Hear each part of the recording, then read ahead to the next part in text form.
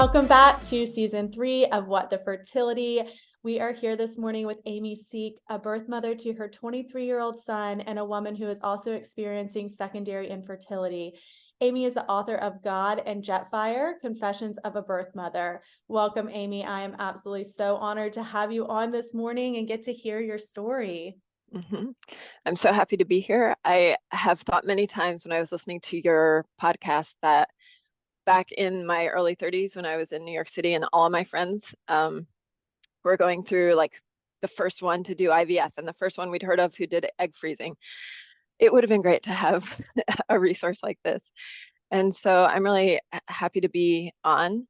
Um, I I wanted to come on because I have a journey that I really haven't heard shared here before.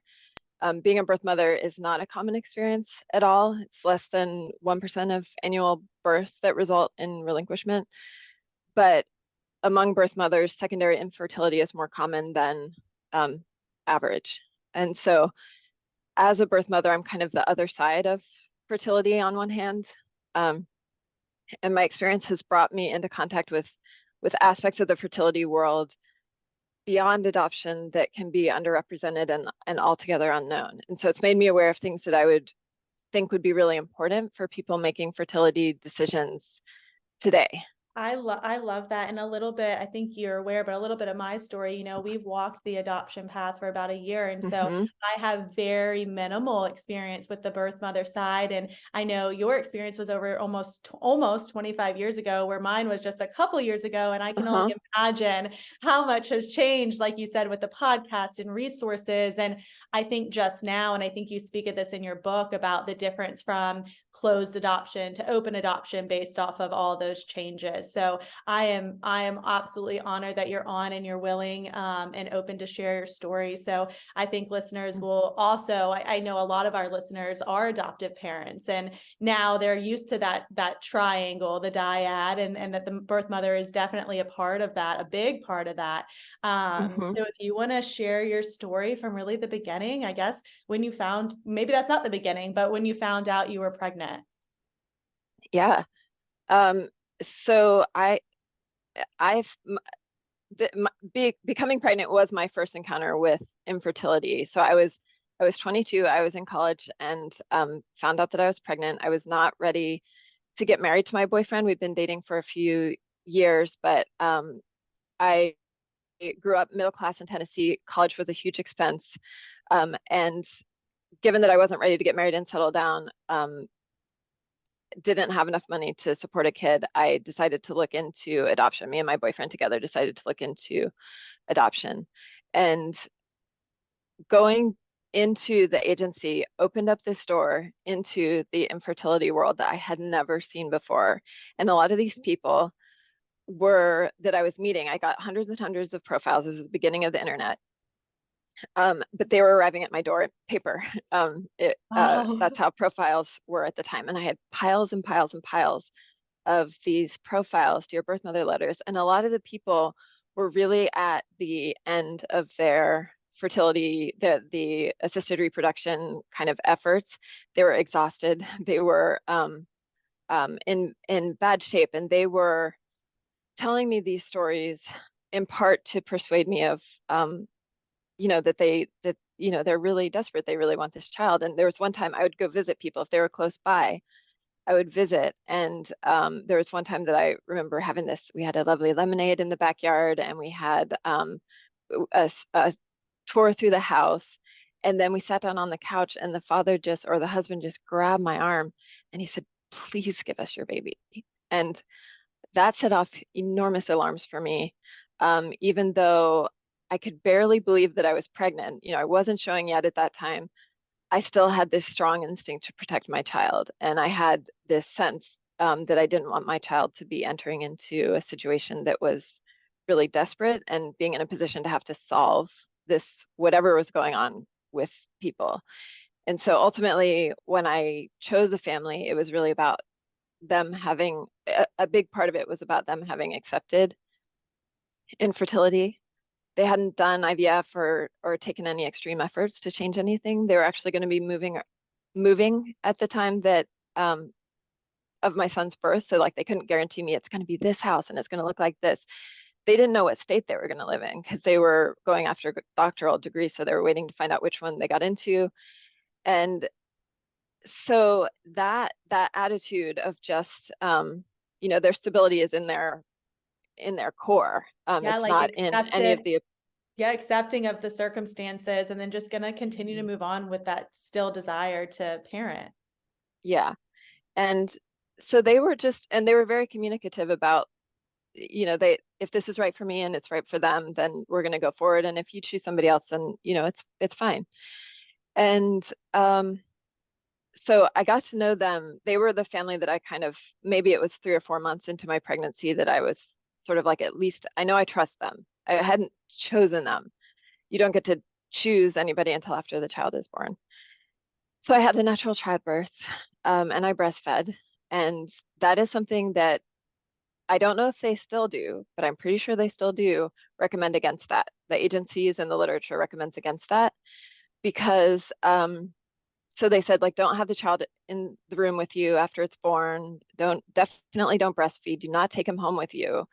But that I understood really early that that was not for the child's sake, because like we don't separate children from their mother. We don't separate puppies from their mothers Right. because we know that that has lifelong impacts. And so the only advantage, and the adoptive family didn't want to trick me into doing this. They were content with me going through whatever process I needed to go through. And so I could really see that it would benefit both of us most if we had a period of bonding. What insight And to have at 22 years old. yeah, but I mean, a baby comes Yeah. out of you and the universe has Mm. changed. Yeah. And all of a sudden I went from really, it wasn't that I didn't cultivate maternal feelings. I couldn't believe there's a baby inside there. Right. It's so surreal to be pregnant. It's such a miracle. And so I was just like, I couldn't name this lump because I couldn't process that it was a human being that I would love. And so I was but as soon as he was born, I had never been anything but a mother. And I had never, there could never be a time when he didn't exist. It was just so everything that I knew exactly what to do. I knew I needed to breastfeed. I knew I needed him close to me. I and so I ended up keeping him for a couple of weeks. I wanted to keep him through the colostrum, or so that he would have the immune benefit of Yeah. that. And then I also I didn't admit it to myself or anyone, but I was also trying to figure out how I could not give him up. And but I was telling everybody I just need to get through the colostrum. Right. Because all of these plans had been made, all these people were waiting. They had driven up from where they were, which was like a 12-hour drive. And I was just like, and so it was really hard to think with all of that pressure to be changing my mind. And this is something I now know because of learning more and more about adoption, that choosing the family before you have the baby a is not a good system. So I mean, it's I was gonna ask you that. You said, you don't choose the family until after you have given birth. And my experience was that you did choose prior to giving birth, which is a lot newer age system. And I but you don't sign the papers until after the baby's Correct, born. correct. Yeah, and then you noted you'd stayed with your son for several weeks, which again, I think there's a very dark side to the adoption system. Hmm. And I know that in a lot of states, that's a 24, 72 hour you have to Yeah, sign. And nowadays, having that option for numerous weeks is definitely recommended against from the agency. yeah, yeah, because the agency stands to earn a lot of money from the transfer of a child. Right. Um, it's actually, you can't sign until 72 hours because most states have a period that it's just consent. You can't assume that a woman is giving a real Mentally, yes if if it's 2 hours after she's given birth. Like, absolutely. so they have, but different states vary. And so I had one adoptive family who who told me they wanted me to fly to their state because they wanted me to be around that, like get to know each other really well. And I found out that their state had very laws very against birth mothers, where I would not have any period of revocation. That's when you can legally change your mind. And in my state, I had 30 days, and they wanted me to go somewhere else. They didn't want me to have Wow. that. And that happens left and right, Mhm. in the adoption industry. And I know adoptive parents are trying more and more now, are trying to be ethical, do this thing the best way they can. Mhm. Um, Birth parents are trying to do the best thing by their children, of course, and it's the agencies that are the ones where that we need to get under control. And so anyway, but getting back to my story, so I gave him up, and our relationship turned into visits, which I would do about every 3 months. And a lot of open adoptions don't stay open. They're not legally enforceable, even if you agree to it. So the family I chose did remain open um, for his entire life. And I just consider myself very lucky because the majority of the birth mothers I know do not have that, in their open adoption. For some people, open adoption means just knowing each other's identity. So when I gave him up, one of the things about the process is they alter the birth certificate. And They so it changed says, the name, right? yeah, and that was something that I was told before that would happen, and I just thought that's the least of my concerns. But now when I think about it, to look at his birth certificate and have it say that 12:45 a.m., I'm not going to say her name, but his adoptive mother gave birth to him, and his adoptive father is this other guy who I love, but um, to have no trace of me or his actual father on the birth certificate. And in a lot of states, the birth certificates, the original ones are sealed, and adoptees have no access to those. And this is a human right to know your ancestry, and we deprive adoptees of that. And Mhm. so this is just one of the things that I really want to speak to is, are we thinking about the children in all of these decisions we're making? Are we thinking about the children, or are we thinking about our own vision about our life that we really wanted? And do you even Um, know the purpose of that? Like I hear everything you're saying, and what's the what's the benefit of that? it's to protect the agencies. It's really interesting because they say that they guarantee anonymity, or they guarantee secrecy to the birth mothers. And the birth mothers, I know many, many birth mothers, no, none of them wanted secrecy from the 60s, especially. Right. So it's a tradition of secrecy that emerges from the shame of infertility. It's old laws based on a Georgia Tan era of adoption where she was a child trafficker, and we just haven't. We need to, all us people who are trying to do this well, need to open our eyes to the history of this practice, and know that secrecy is not, like, if we were proud of what we're doing, we would not need to change the birth certificate, to Right. fictionalize the birth certificate.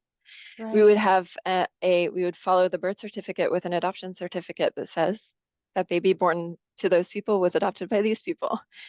Um, so, um, but I didn't think about it then. I just thought I want to do this thing right. I just trusted the authorities that, like, open it. We figured out open adoption. We figured out that this is how the best way to do it. They changed the birth certificate. It's funny, I didn't trust them about the bonding with the child, um, but I generally trusted that this was a good thing. So um, when I started doing those visits, it was an emotional and a mental gymnastics that you cannot imagine, to have been breastfeeding him and then to go and hold him. He was unfamiliar. He was immediately unfamiliar to me.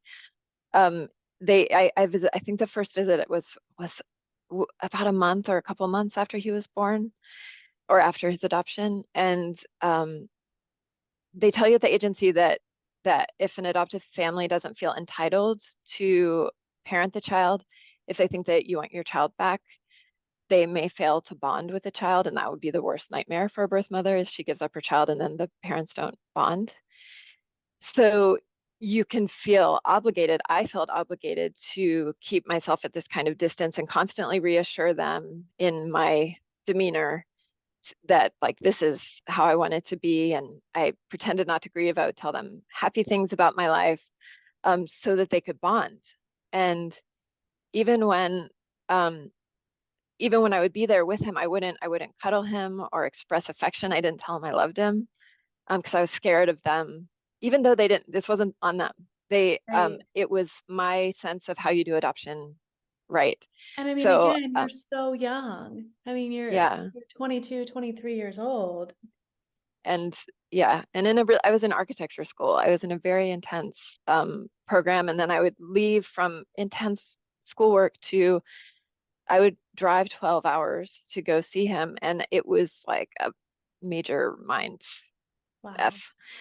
Um, so so I was trying to reassure them that I was okay, and I was just in complete shock. And I tell people now when people like when I encounter people that I knew back then, I'm just like, I was not there. I was doing a lot. I was very active. I seemed like I had a very full life, but I was so dissociated, um, that I feel like I just wasn't present in my life, because you can't give up a child. It's a big, big deal. And I think we tend to think birth mothers are just these special humans that just can do it. They're fine. But I mean, I'm a human being. Right. And so you're not the same the day after, and you are never the same. And I currently facilitate a support group for birth mothers, and I'm friends with tons of them. Through the book, I've gotten to know a whole world of birth mothers. And I know the first time I saw a woman who was in her 70s who broke into tears after just starting to talk a little bit about her story, I couldn't believe it. I was like, I thought by 70 you'd be over this. Not, and I'm in it. So like I should I should understand, but you just can't possibly fathom the degree to which it will impact everything. And they do not tell you that when you're working with the agency. Right. I Um, mean, we're here today, 20 some years later, and I mean, you're, I have no words. um, and well, one of the things that about being a birth mother is like, I was 20, it seemed young, 22, but like a few years later, I was 26 and like 27. And just a few years later, I had a job, and I wasn't, I was unconsciously postponing settling because I was scared of um, I think the cognitive dissonance of being settled in having a husband, and then my son's over there, just like 4 or 5 years old. So, but at some point, it really does not make sense anymore that he's with somebody else, because you're fine. And Right. but you have to continue to be okay with it and say you're okay with it, and like enact the theater of like, this is exactly how I wanted it to be. And it's it broke my heart. It numbed my heart. It made me training myself not to want him, made me able to train myself to to do a super intense job I didn't like. I could date people I didn't like. I basically completely dismissed my own desires because I had disconnected with them when I gave up my son, and developed a super high threshold for pain. And um, so all that with like, I really want to emphasize that the couple did everything right. They are very adoption informed. It really is not about them, but there's a dynamic that exists. I can't go to them and say, I'm really doubting all this and I'm really suffering, or because it wouldn't be good for their family. And so when my son turned 18, I was waiting for him to turn 18, because I was just like, all this is going to be okay if he's fine. And I was constantly, when I would visit him, I would just be like, so he had siblings who were adopted, and I would ask him about like, do they see their birth mother? I would try to enter into the conversation about adoption so I could kind of gauge how he's feeling. And he just didn't seem to have any curiosity about it at all, although he was always happy to see me. So I understood that he understood who I am. But I now know, because he's 18 and now we've begun, or I mean, when he became 18, 16, 17, 18, he said he was building up to having a conversation with me that he really was a little nervous about. And I was also building up to our conversation with him. And it's really funny because we both say that we initiated that conversation, I mean, we each think that we ourselves initiated it. But so from my perspective, I needed him to know that I actually, it feels irresponsible to tell him, but I wanted him to know that it wasn't what I would do twice. I and I was terrified to tell him that because I felt like it would destabilize him. And he told me in response to that that the world has never made more sense. And what he had been building up to tell me is that he really wants me in his life. Like he wants to figure out this whole thing. He doesn't get it, but he wants to build this relationship. And so I learned that I don't want to say too much about what, because he changes every day. And so, and I mean, he's young too. So, but the gist of it is adoption was not easy for him. And even though he loves them, he loves my ex-boyfriend, his birth father, is very involved in his life. All of us have respect and affection for each other. And it wasn't easy for him to make sense of it. And now we know that separation from a mother causes trauma to an infant. And that kind of trauma that occurs before somebody's able to speak really endures in ways that a person, in the ways that they might see themselves and in the way that they develop relationships. And that is the case even in open adoption. And so the things, open adoption did not solve that problem of adoption that I kind of thought it would. Right. I Um, did a lot of research on the infant trauma, like you just used the right terminology and I didn't. It's like, the trauma that occurs when the child's taken away from mhm, the birth mother mhm, in that infancy phase. And that was something that was really hard for me to kind of hurdle over. Just mhm, knowing that that child was going to always live with mhm. that forever. Yeah. To your point, adoption was definitely not talked about 25 years ago the way that it's talked about now, and those children are now becoming adults, in quotes, that can have this type of retrospective advocacy. And so I think when I went through my experience, I was diving into social media hashtags of the adult adoptee, of what was their Mhm, experience, and it definitely gave me a very different outlook of the path that we were going down. mhm. And it's really important to acknowledge that, to just know that what you're embarking on is not having a biological child. It's not the same thing. And that was something that I really needed to hear from the adoptive family. So it wasn't as prevalent as it is today to really understand that stuff, but I would say that it was in the conversation. I mean, open adoption was in 2000 was the way that I don't know when it became the main, like 90% of adoptions are open. Right. Um, but it was very much what was offered to me. So it wasn't new. Um, and it's just that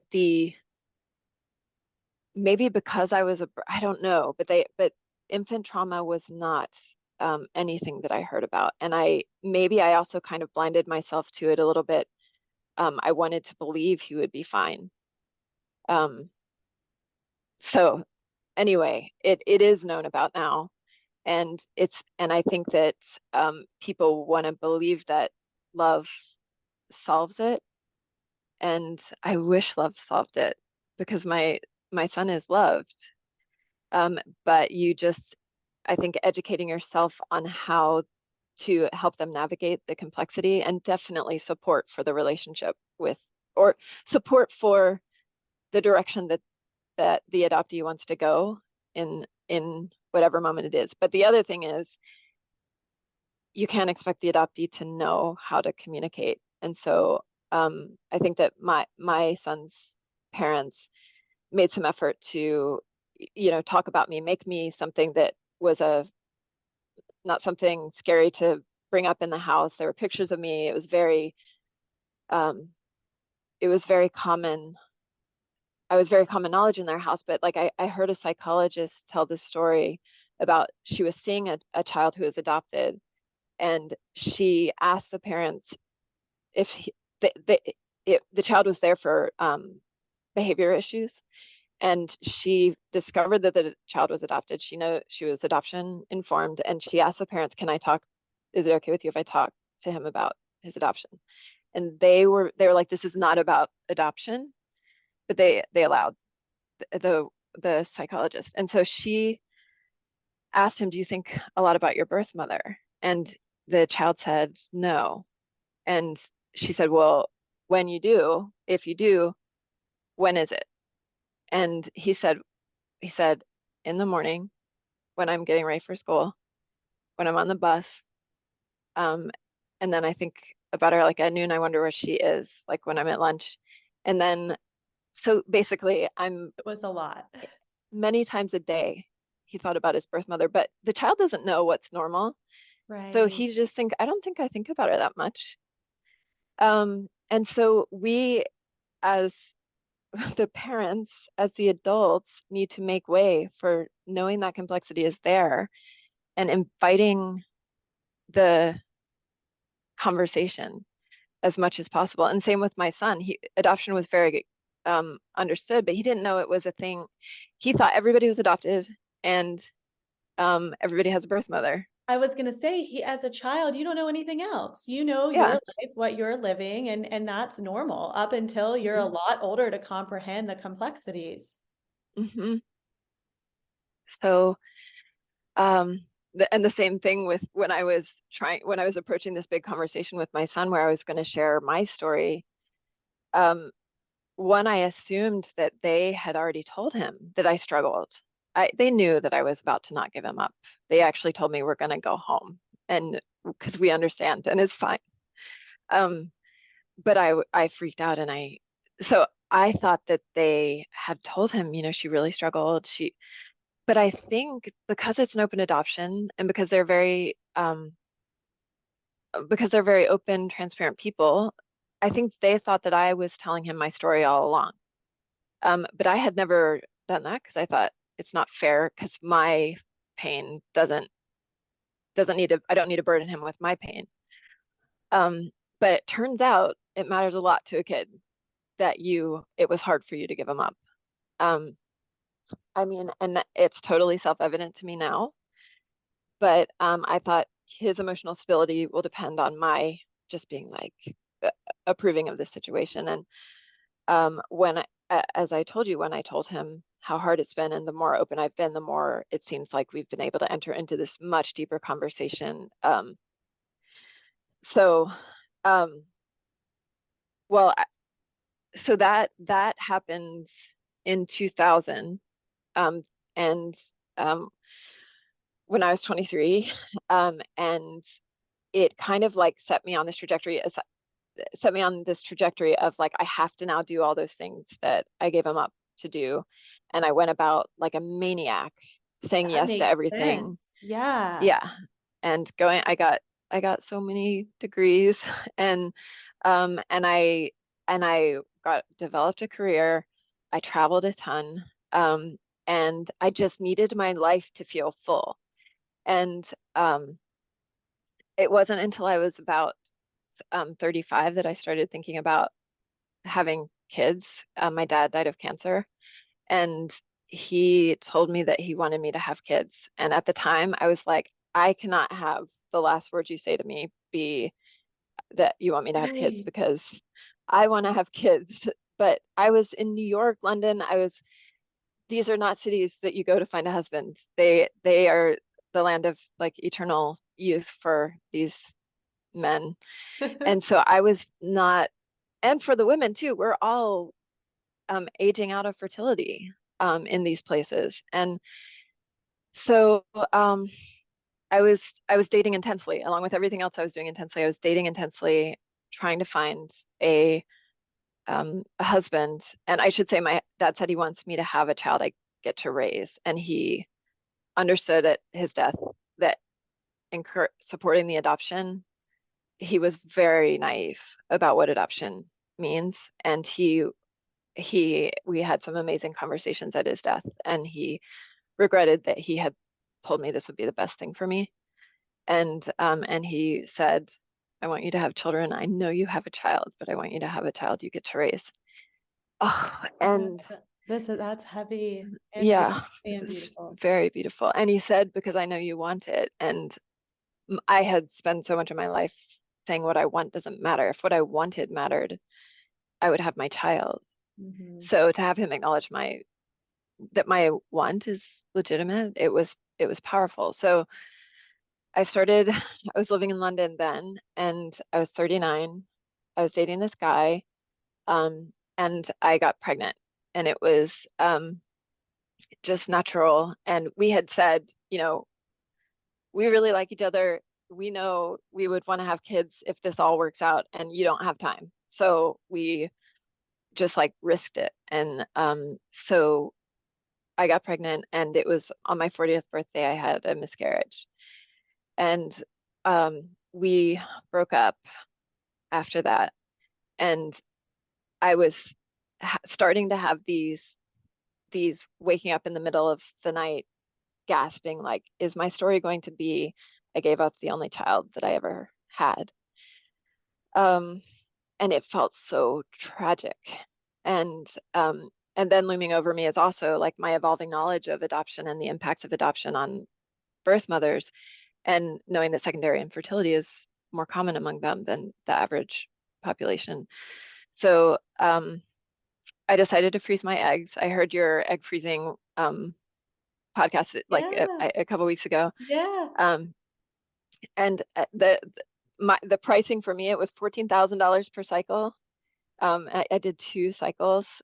And what's crazy is if I had that $28,000 when I was 23, there's no way I would have given up my kid. But I had it when I was 40. Um, so the doctors said I had low ovarian reserve, not many follicles, which is of course natural at 40. But they said that because I had a successful pregnancy at 23, I had a better chance of success. Mm-hmm. Um, and I did a lot of reading at the time around it, and I read that 37 is the best age to freeze your eggs because you're old enough to know that you need it and young enough to still have some good Yeah. eggs. I think I've heard that as well, the 37. Yeah. Hmm. Hmm. So so I found myself like at that time just so much in the place of all those people that I had encountered who were struggling with infertility. I could not believe it had come full circle. And now I was this person who was just like, I want a kid. I like, what do I have to do? Right. Right. Um, that desire is so all-encompassing and existential. All of my friends were going through it too, so it made it worse. Every time we'd sit down, we'd be like, so are you on like the Clomid or whatever Right. we were Yeah. all on our protocols. And And you're still in New York City at that time, so right? I had moved back to New York City from London after I stopped dating that guy. Um, and then I was 41. I met someone through friends. I was doing a second round of egg freezing at the time, and I had my second retrieval when I was dating him. Actually, he was helping me with the shots and picking me up from the retrieval. And this is the kind of disconnect that can happen in New York. He was like totally supportive of me doing my fertility thing, and he did not want kids. Um, Right. and but we just got along so well. He read my book. My book had come out at that point, and I had actually had a lot of guys. I wanted them to read it if we're dating Of course. for any amount of time, and they would just be like, "Get me out of here." um, Really? yeah, just couldn't handle like I have someone else. I have this child, and Right. then through that child, I have another someone else, which is the ex, and Right. it's this whole. And then I have the trauma of it all, which is just makes me not as fun. Um, and so, but this guy who I met, he read my book and he was like, "It's so cool to have a book. So like, I get to know you Yeah. so deeply, so fast." Um, and he so I don't know if it was because of the drugs that I was on, I don't know how long till they wear off, but I got pregnant. He didn't want to have kids, and I told him, well, the fertility clinic is telling me, like, and they're in the business of getting my money on my hope that I'll have kids, and they're telling me, there's no point in doing a third round. Right. Um, and so I think we're pretty compatible, but even though I want kids, I can't have them. But then I got pregnant. And we had to go to therapy immediately because, um, he was like any other person I'd ask if we want to talk about abortion, but Right. he knew that that was not going to be possible for me. Right. So we did therapy. We went to this woman. We were like, we've got like 8 weeks max. You got to help us figure this out. And she did.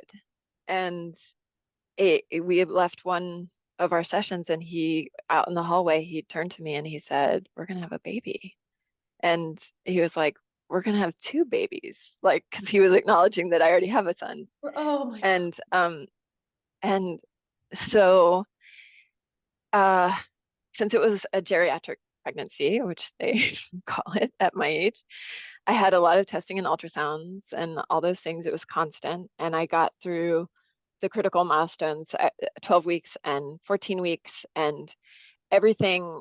They were needing to reassure me constantly because I was like, I do not get to have kids. I am a human who doesn't get to have kids. And they just kept saying, no, you are now on your way. Once I passed, I think it was at 14 weeks, the Mhm. geneticist that I was talking to, she was like, no, this is all good. And we decided it was a boy, and we decided that we were going to name it Valerie after my husband, or he was my boyfriend, but his father. And I just started a new job, so I had to tell them because I was starting to show. Um, and I could not believe how much I wanted it. I was finally beginning to allow myself to want it and to believe that I could have it. And then we went one day for an ultrasound, and the technician went totally silent. And she said she couldn't say anything. She had to get to the doctor. And he just like came in and put his hand on my arm. And I don't remember what he said exactly, but it was super clear that like not happening. Um, Heart was still beating, um, but it had omphalocele. Do you know what that is? Yeah. Um, so his organs were developing outside of his abdominal cavity, and it was severe enough that sometimes they're able to operate and put it back in, but they said his heart was out, and Amy, it would I'm not be so possible. sorry. hmm Oh, I'm so sorry. So they said DNC, um, and I flew to Oregon so my best friend could meet him.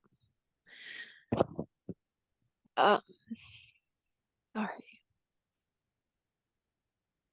but I yeah, I am so sorry. You have been through so much. but I just the people at the clinic who did it, the day that I went for the DNC, it was a 2-day procedure at the stage that I was at. And the doctor, said, "You cannot touch this ultrasound machine, but I'm going to go outside. And if you do touch it, you're going to push this button and then do this." And she was giving us a chance to say goodbye. And so, um, and they gave me footprints of him.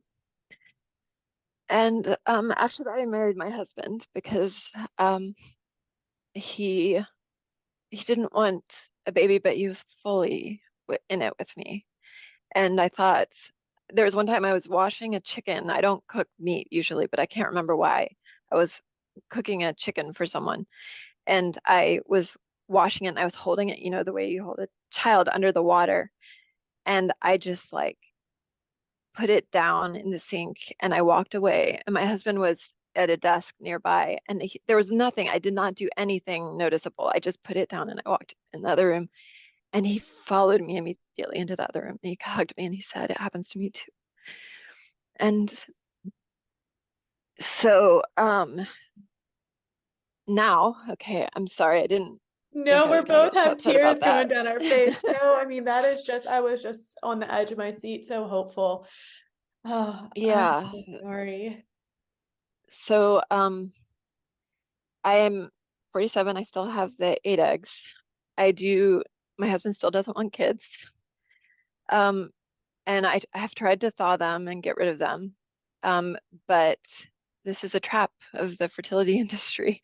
It's like, but what if I could have a baby? Like, Right. how old is too old? And um, the to let them go, you have to go through, I don't know if you've ever seen this paperwork, but you have to do all this paperwork to let them go, to dispense them. And it reminds me of signing my son's adoption paperwork, and I just I'm can't sure. do Yeah, of it. course. Of course. And so I remember when I was 23, and I thought when I was encountering all those infertile people, I thought, if I were in that position, I would just like do all the other stuff there is to do in life. Like, why are they so obsessed with having a kid? And so I'm finding myself, I could I could do stuff to make myself be able to have children. Um, for me, donor, like third party reproduction is not an option because I am on this side of it, and like the biological connection is so powerful. Yeah. Um, but so when I think about what are the things that I can do, I'm really, really interested in education around this issue. And in particular, like when I encountered that guy who grabbed my arm and said, "Give me your baby," I Yeah. was like, what was I seeing that the alarms were so strong in me? There's no way this guy is getting my child as Right. much as he deserves it, as much as all of our desires are valid and our visions of our lives are valid. In this particular decision, the knowing what's good for the child, prioritizing what's good for the child is like, we just have to do that. And I had the sense that this adoption for him was about his own vision more than it was like my child had 100 people waiting for it. My Right. child didn't need, and I was perfectly capable, I know now. Um, so I'm just really committed to educating myself and others about how we make child-centered decisions around fertility. And one of those ways you've already talked about it is listening to adoptees. And there's also a growing donor conceived people community that is voicing that actually they have an opinion about that too. Before embarking on this decision, we have to find that information, and the agencies will tell us everything that we want to hear to some extent. Now that there's too much information out there, they have to acknowledge some of it, but there's so much more to know. And so I think for the people that are in adoptions or in have donor conceived children, really committing to openness and transparency, and anonymity is not there to protect the child. Anonymity is only protecting the people who are making money from this. And so trying to find and build bridges to those donors is really key. And the other thing is advocating for, we should have limits on how many people um, come from a single sperm donor. I met a girl who was on her 108th sibling and had been engaged to her half brother and didn't know it. And it's not, that's like, sounds like a Dr. Phil kind of crazy story, No, but but y- these communities really do, I mean, yeah. it, it happens a lot because we do not regulate how many um, people can be born from a single Right. donor. Um, so, and the other thing that I'm really strongly advocating for is find out how you can help both the woman and the child. Like if somebody had actually said to me when I was pregnant, "You move into my house with the baby," I would have kept my son. And so um, all of those things are ways that we need to change the system so that we have a much more generous um, sense of family and not just our own desires. And so I'm setting my desires aside. I'm accepting I don't get to have children.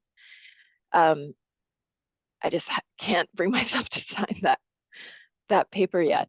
It makes perfect sense. I mean, you have shared just so much, so beautifully, so raw, and I don't think maybe I did at the beginning share your book. I think, anybody that obviously is in your situation that you were in 20 some years ago should absolutely read it. But I think too, somebody that may have been in my situation a year or two ago that is going down the road of, okay, we're going to adopt, should absolutely read the birth mother's Mhm. perspective. And so Mhm. again, it's God and Jetfire, is that Mhm. correct? Yes. It by Amy Seek, Amazon, everything out there. I think really you can get it anywhere, is that right? Yeah, but I wanna recommend another book. I mean, yes, I would love it if Yeah, you read my book. It's my perspective and my story. There's a book that's just come out that I would love to recommend, which is yeah. Relinquished by Gretchen. I have it right here. Wait, you can't Ooh, see it. yeah, I was gonna It's say, called okay. Relinquished by Gretchen Sisson. It's the politics of adoption and the privilege of American motherhood. And she's a sociologist who has done some really good work around like what is what is the experience of adoptees through the long term, adoptees and birth mothers, and what it's more about like we've got to see what we're doing. It is a privilege to be a mother, and we don't support mothers, and so it's the vulnerable women who we're taking children from. It's not people are not choosing to give up their babies. People are in a situation where they have no other choice. And so, how do we build social systems so that people in Denmark are not giving up their babies? Um, so, and there's a number of resources. Could I give you a few resources? There's, I was gonna ask. Yeah, absolutely. And I mean, number one, I'm super interested in reading the Relinquish book as well. So thank you for mhm, giving that resource. We'll make sure we tag those and then the ones you're about to give in the show notes of the show for mhm, listeners. yeah. I there. Do you want me to tell you them now, or do you want me Yeah, that to? would be great if Okay, you'll share any additional resources. okay. Well, there's the a classic but very important is Primal Wound. Did you read that? I did. Yeah. Yeah, it's a really and also The Body Keeps the Score. I That heard is, of that, and those are both books, and I've heard mhm, the second one, but I did not get around to reading it. yeah, it's important for understanding that what you go through as an infant affects you um, differently than if you're verbal. And um, another is the um, Right to Know. It's their website is righttoknow.us and untanglingourroots.org. And that is Untangling Our Roots is a group of adoptees and donor conceived people who have come together because of the realization that the issues, the trauma that they experience is very similar. And so that is a conference, but it is I highly recommend it. It just happened in Denver. It's going to happen next year in Atlanta. But for educating yourself, it is really E important. for yeah, for those even for those parents that are now raising those children, I think it would be Oh, very yes. important to go Yes. to, even if they are infants at this stage, and to just Yes. understand how to help their children cope through life.